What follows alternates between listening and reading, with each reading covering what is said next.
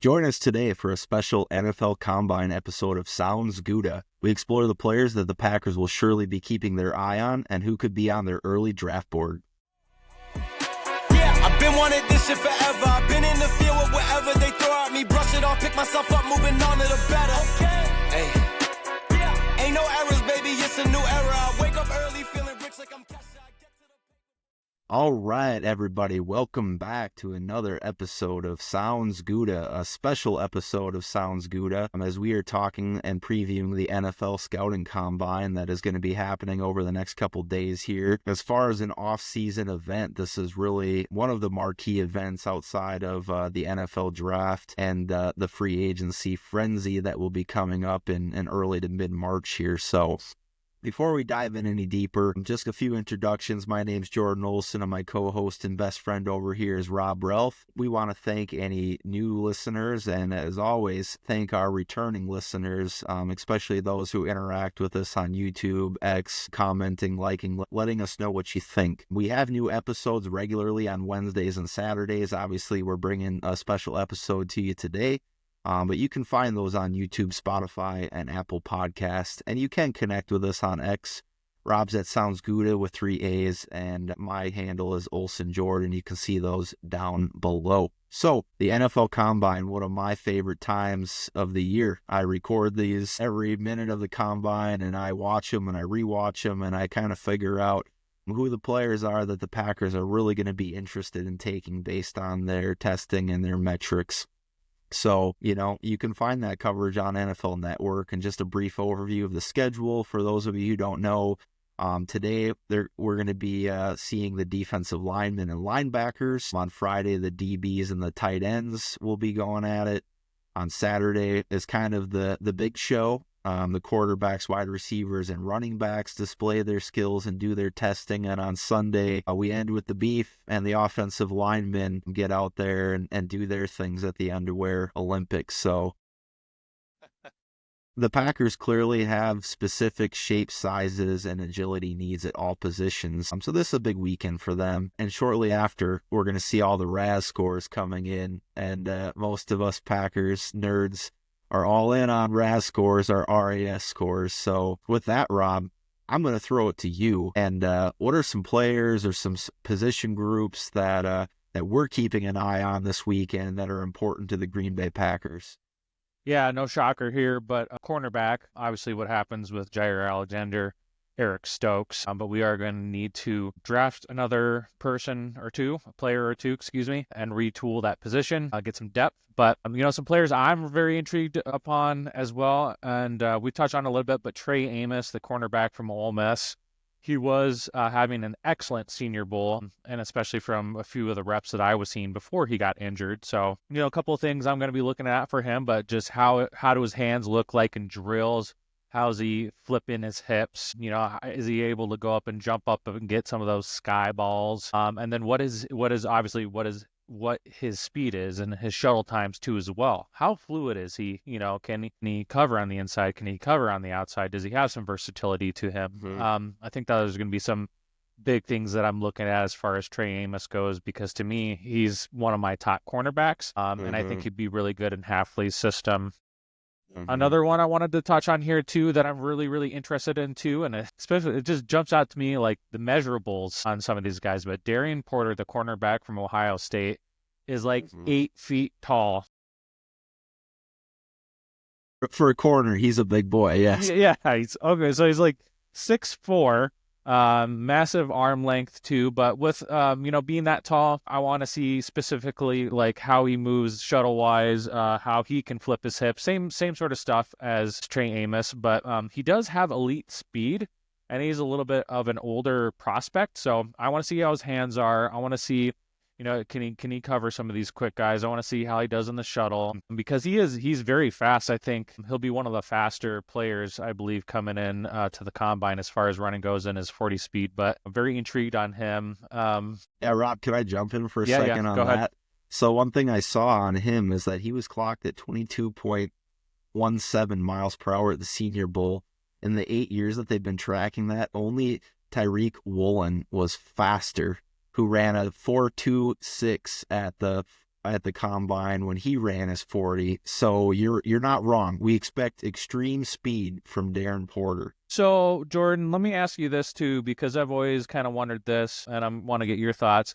A person that has that elite of straight line speed, does that mean you're watching even closer as far as short shuttling and shuffling the feet and hip movement and whatnot? I think so. I mean, obviously, elite speed helps you once you're in a foot race down the field. But if you can't flip your hips and if you can't respond and react quickly to changing direction, it's only going to go so far. Because as we know, these wide receivers that we're dealing with in the NFC North, Amon-Ra St. Brown, Justin 50. Jefferson, they're gonna put you in a blender. So and it takes that one split second on that timing route for them to be open. And then you might catch up to them a couple yards down the field. But you have to have that athletic ability to stay with them in space. So it does absolutely matter. The speed doesn't hurt, though. Yeah, and I mean, being that tall and that lengthy, obviously you're not going to be as quite, fast or elusive as some of those shorter type of cornerbacks. I would say a lot of these cornerbacks out too, some good strengths and then some quote unquote good weaknesses, and each have some pros and some cons. Yeah, and in all these corners, they're kind of all like fringe day one, early day two, picks. And this is right where the Packers are going to need to decide with this group how they want to attack the cornerback position. Maybe they go out in free agency and they get a Paulson and Debo and it's less of a concern. But if they don't, one of these guys on the list that we're going to, finish naming here is probably going to be a need for the Packers to go out and get. Couple injury-related guys that we just need to keep an eye on how they test, how they look at coming out of injury. Ben Morrison from Notre Dame, he's been mocked in the middle of the first round. He's been mocked to the Packers a couple times. He had a major hip surgery. His play kind of declined over the last couple seasons, but if he has a big combine and shows that he's healthy, he might poise himself to be a pick right there in the early to mid 20s. So we're going to keep a close eye on him and how he moves, and what his mobility looks like this week. Siobhan Revel is also another corner from Eastern Carolina that's coming off some injury. He's a taller cornerback as well. So we're going to keep an eye on how he looks in his agility drills. Typically we know like the corners that are like 5'10", 5'11", they end up to be the more elite athletes in terms of some of that movement. But when you compare a guy with elite agilities and that size and speed at corner, obviously that's a dangerous combination. One more guy that's had some injuries that's kind of projected more like a second round pick, but I really like Maxwell Hairston. He had a pretty bad shoulder injury. He played 7 games. The other thing I really want to know about Maxwell Hairston, as opposed to some of these other guys, is what is he going to weigh at the combine? Because as we know, the Packers really prefer and really only draft corners over 190 pounds. So if that's the playing weight that Kentucky listed him at the sheet, we all know they embellish, but he really comes and weighs 182 at the combine here. There's a pretty good chance that Maxwell Hairston is immediately off the Packers list as somebody they're interested in. So, and then I think we covered most of the names. The other name that's been heavily mocked is Jahdae Barron, the corner. A lot. Yeah, and he's a very well-rounded prospect. I kind of don't expect him to be there at 23, especially if he tests well this weekend. 5'11", 190. Can play inside. We had a lot of discussion previously about whether he can play on the outside. I don't know that any of these drills are going to specifically show us that he can be an outside guy, but if he tests really well, he might test himself right out of Green Bay's draft range without moving up the board. Another position group that we're keeping a close eye on and Packers fans have been calling for heavily is the wide receiver position. And I think Rob and I don't really believe that the Packers are going to address wide receiver in round 1, but there is a ripe group of prospects on day 2 that they're going to need to sort out at the combine and figure out who their guys are. Who are the wide receivers that you're keeping the closest eye on, Rob, this weekend? And what about them are we keeping a close eye on? Yeah. Well, we touched on a couple of big ones, and maybe I'll let you touch on that, though, too, here as well. But kind of the ones that I haven't watched, quite as much tape on, or just ones I'm not quite up to speed with. But Matthew Golden, the wide receiver from Texas, I'll be honest, it's hard. We both have families. We can't keep a track of everybody. We definitely try as much as we'd love to, and maybe one day when this is our full-time job, we absolutely would do that. But what is his height, weight, and speed? He does look very, very, very fast. For his state for Texas. So how's that going to show up? How are his hands? How does he move? Is he able to jump up real well? What is his shuttle time speed? Just overall in general, just how he looks. So I'm very, very curious for that, because he's someone else too that's like back of the first round where I've been seeing him in mocks, second round. So if he tests really well, that could easily move him up a little bit. So he's one. And then one that I've recently started to watch a lot of tape on too, that's a very Packers, is Trey Harris, the wide receiver from Ole Miss. Mm-hmm. He's a Packers type all day, height, weight, speed, and productivity. Just a super Packer. So I'm really curious to see how he tests, how he's able to catch the ball, etc. Because I think that's somebody that the Packers could want to get on day 2 if it's a possibility. Yeah, and I'm really excited for a couple of these guys, but specifically Trey Harris, because I'm pretty in on Trey Harris as like a late second round pick for us, because I'm not sure that Jayden Higgins or Jaden Royals are going to be there. If we stick and pick at 55, we might have to trade up into the low 40s or mid 40s for either of those players. Those are obviously 2 more players that we're looking at, Jalen Royals, Jayden Higgins. And I think Jayden Higgins is becoming, and Jayden Higgins is from Iowa State, if you're just joining us and haven't been a part of the offseason conversation. And Jalen Royals, so Jayden and Jalen, Jalen Royals is from Utah State, so, maybe looking at adding another Aggie, a la Jordan Love to the Green Bay football team here.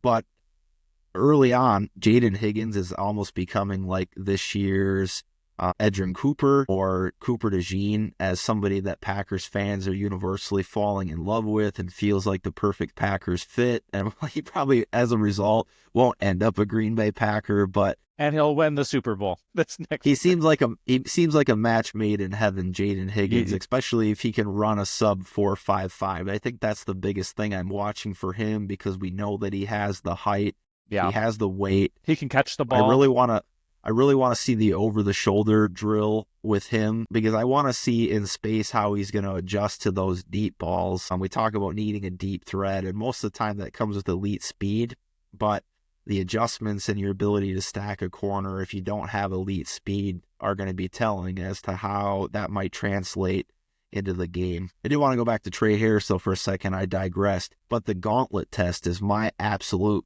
favorite wide receiver drill to watch. And whether it's been tight ends or wide receivers, I've been very good in predicting coming out of that drill who's going to be a star in the NFL. 2 years ago, my favorite player coming out of the gauntlet drill was Sam Laporta, and obviously he put on a show. Last year, my darling from the gauntlet drill was Ladd McConkey. He went on and had a phenomenal season, and I expect if Trey Harris goes ahead and has the gauntlet that I expect him to have, if he runs straight down that line, sticks those catches, looks fluid, that he's going to solidify himself as a mid to late day 2 pick and potentially a perfect Packers type. And what are one of those things too from you're seeing from Trey Harris's tape of what his cons are, Jordan? He had some drop issues, right? So that's going to make that gauntlet test even that much more intriguing for him. Yep. Just 2 other guys to keep an eye on that are going to be in that day 2 range is the Stanford wide receiver, Alec Ayamaner. He's the size the Packers look for, 6'2", 210. His biggest question is breakaway speed. So what is he going to look like in some of these agility drills? What does he clock as a 40? Again, if it's not sub 4.55, the Packers are probably kind of out on him, especially that early. And I'm also interested in Jack Beck.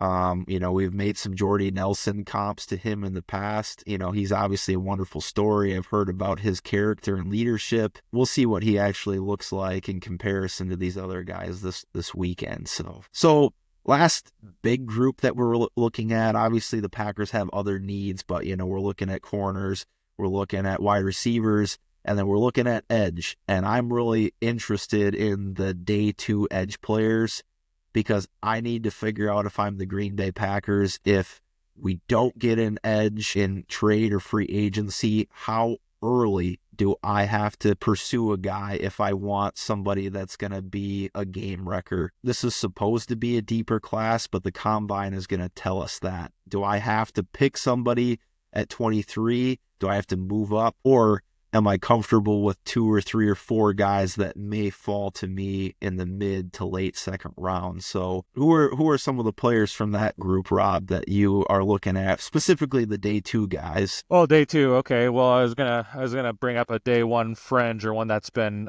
coming up in there. Yeah. Nick Scourton, that edge from Texas A&M, and for good reason. Shamar Stewart has 6'5" exact specifics at this combine, but he's somebody who's been rising up the draft boards as a potential.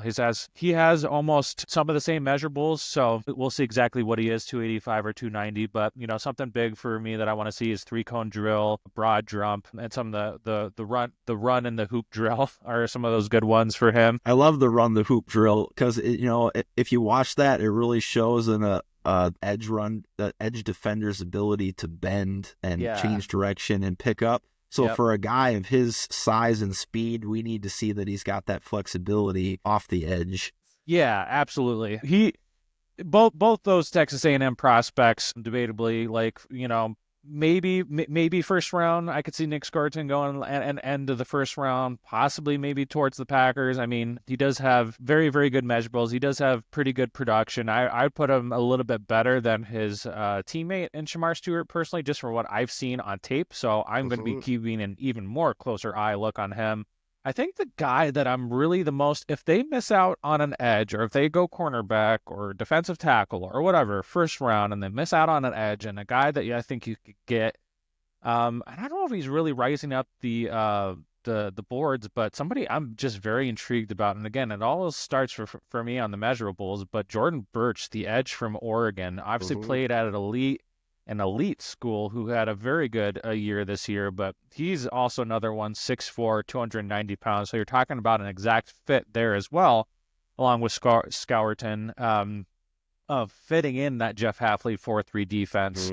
I would say he's probably somebody that's got to come in and probably lose a little bit of weight, get a little bit faster there around the edge, or just put some more roundness to his game. But yeah, again, to short area movements, how is he going to move through gaps? Is he going to be able to unleash his power on the blockers?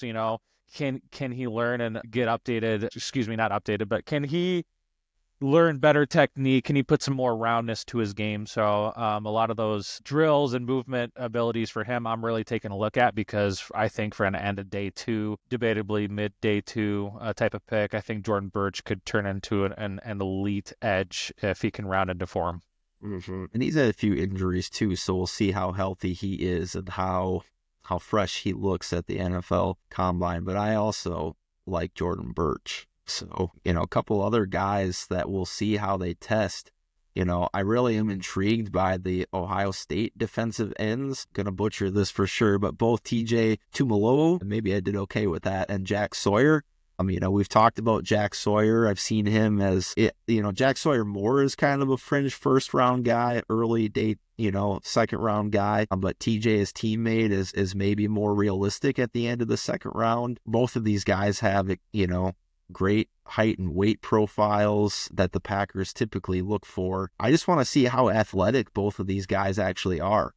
Jack Sawyer's made big plays time and time again at Ohio State, but he's also playing against other guys in college, and I really want to see him come out and at least have one explosive trait at the combine. If he, shows his strength and his explosion through the broad jump, he can be that power rusher. If he shows his agility and bend, I would be a lot higher on Jack Sawyer as a second round pick and somebody who can make a big impact on this roster if he shows me at least one elite trait at the combine this weekend. And then a couple other guys, Kyle Kennard, I really kind of liked him early. I want to see more out of him because he's 6'4", but he's a little on the lighter side. He's 255, so he's going to have to show me elite speed and burst for me to consider a guy at that weight. So, what will his 40 time look like? What will be his 10-yard split, his broad jump, showing us some of those explosive movements. And then, Rob, there's a couple of guys from Ole Miss you want to talk to us about them. Yeah, so Jared Ivey and Princely Yamilan. I apologize, too, if I butchered I like that. it. It's pretty good. Okay. When we hear these guys' names at the combine this weekend and hear the pronunciation of them, we're going to be probably a lot more fluid. We're just guessing right now. When we actually hear the phonetics, we'll be better, we promise. Yeah, both could be a good couple of guys there. Solid additions on the edge of the end of day two. Ivy's more probably like a traditional body type that the Packers look for, and Princely is probably, a smaller speed rusher type of guy, but another couple of good edge prospects for us to take a look at here down towards the combine. Yeah. So that's kind of the meat and potatoes. I know you want to talk about offensive linemen, but I'm just going to spend a minute. We've talked about the depth of this defensive tackle group, and I really like some guys. Some of my honorable mentions that I expect to test well. Kenneth Grant is a guy that is one of my biggest draft crushes. I expect him to test well, and if he runs a sub 540, going to be safely a first-round pick. The Packers might even need to trade up to get him, which I'd be sad about because I think he can be tremendous on that defense. But they really need to sort out the rest of this group after those first two or three guys. Some of them are going to be out of range, but then there's going to be a range of players that are going to be available to them from pick 23 through the end of the third round or even into the fourth rounds. How do they sort out Darius Alexander from Toledo, a smaller school guy that's risen through his Senior Bowl performance? Tyleik Williams is a younger, inexperienced player from Ohio State, but seems to have all of the skills and measurables. Alfred Collins, a big nose tackle, 3-tech from Texas. Joshua Farmer, which has shown elite pass rush, but maybe not the best in the run defense. I really like Omar Norman Lott from Tennessee. I expect him to be an extreme tester this weekend and maybe safely put himself into the second round. And then some guys with some bigger question marks, Jordan Phillips from Maryland and CJ West from Indiana. CJ West has been a bigger riser. Can he put himself into the third round, the fourth round conversation? But lots of depth there, and there'll be a lot of movement for those guys up and down the draft board. A lot of those players, I'd be very happy if the Packers ended up with at least one of them come April. And then Aeneas Pebbles is another guy that we have some intrigue on. We recently drafted him in a mock draft. He looks like he's got the measurables. He's from Virginia Tech. I don't know, do you have anything that you wanted to throw in there on any of those defensive tackles specifically you're looking for? I am curious just to see, it's such a loaded group. Who is going to take, the torch and run with it, right? Like, who's going to separate themselves? I think that, one thing too for you guys to check out, it's such a loaded defensive tackle group that, there's going to be a guy or two or three, or maybe even more possibly, because it's just that loaded, who is really going to just shine coming out of this NFL combine. So this is another group that's really going to shore up teams' big boards on exactly how they fall from them. Now, that might be different from how the Packers view versus the other people, but this NFL combine will definitely sort this bigger group out. So keep a close lookout for who performs, who does and who does not perform well in this defensive tackle group. Mm-hmm. So, Rob, I know you had a couple. We're going to kind of get it wrapped up here, give you a couple honorable mentions, but there was one or two offensive linemen that you really wanted to give a quick shout out to. So you have a couple guys you like to keep your eye on this weekend?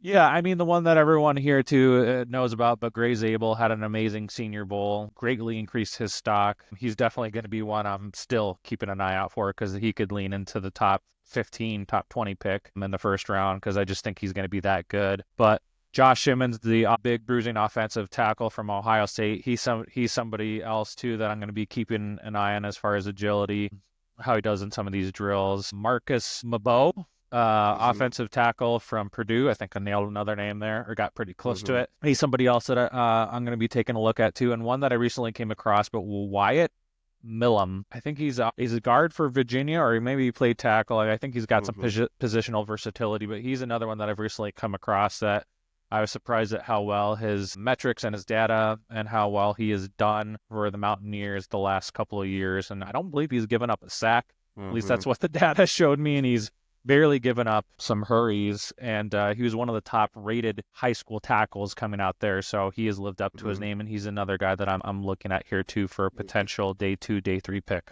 for the Packers. Yeah, we'll see how all those guys do with their movements. The 3-cone, the wave drill, the pull drill are all some of those secondary tests that the Packers will really look at. I think the things to note with Josh Simmons and Marcus Mabo is that they both come off of some injuries. I have some questions. Mabo was a really highly rated prospect, kind of got overshadowed a little bit in his time at Purdue. It didn't have a strong Senior Bowl week, so he could put himself back in the conversation as a day 2 pick if he really performs well.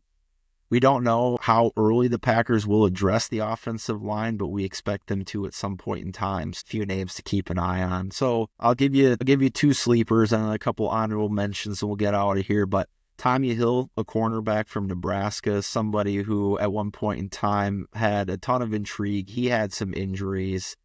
He was a Senior Bowl invite, but if he has really great testing this weekend, he's a player the Packers could be interested on day 3. I think he's kind of like the Kalen King of this year's draft, so we'll see how he does. A wide receiver that fits the Packers type, I think, but we need to confirm it, is Savon Williams from TCU. He's supposed to be fast, supposed to have an excellent broad jump, but we'll see what happens with him. And then, one other guy besides, the big guys that we're going to keep an eye on. We're going to see if Shamar Stewart tests like he does, if Mike Green tests like we expect him to. Michael Williams, we've talked about him. He's young. We expect all those guys to test well. But Harold Fannin Jr. is just one toy that we're intrigued by. Very much so. Undersized tight end that's supposed to have all of the speed and movement skills, and if he really just impresses, he could just be a fun weapon if we went ahead and drafted him in the 3rd round. But we'll see how he tests this weekend. He is from a smaller school, and we'll figure it out from there. So, but yeah, that's, we could talk NFL Combine and prospects all day, but for the sake of your time and for ours, we'll talk about more prospects after this thing is all said and done, and we see the numbers and see who impresses us and who left us with more questions. Yeah, as always, too, Packer fans, let us know if there's a player or two that we missed. This is just our list of who we've gone through. Let us know if there's somebody that you're keeping an eye on, too, that we might not have listed here as well. Appreciate it, everyone coming back and taking a listen to us. We just know that we do have new content every Wednesday and Saturday on YouTube, Spotify, and Apple Podcasts. So please make sure to give us a like, sub, and follow us on those platforms. If you know another Packer friend or family member or two, they like to nerd out with the Packers just as much as we do, make sure to send them our way. Of course, we are on social as well. I am at Sounds Gouda with 3 A's. That should be down below here in the banner. And Jordan is at Olsen Jord. So make sure to engage with us there too. We love engaging with you guys. And just know we're looking forward to this NFL Combine and some more great Packers type. So could not be more excited. So as always, Packers fans, we hope that you have a good morning, a good afternoon, and a good night. Take care. Go Pack Go. Been wanted this shit forever. I've been in the field with whatever they throw at me. Brush it off, pick myself up, moving on to the better. Okay. Hey.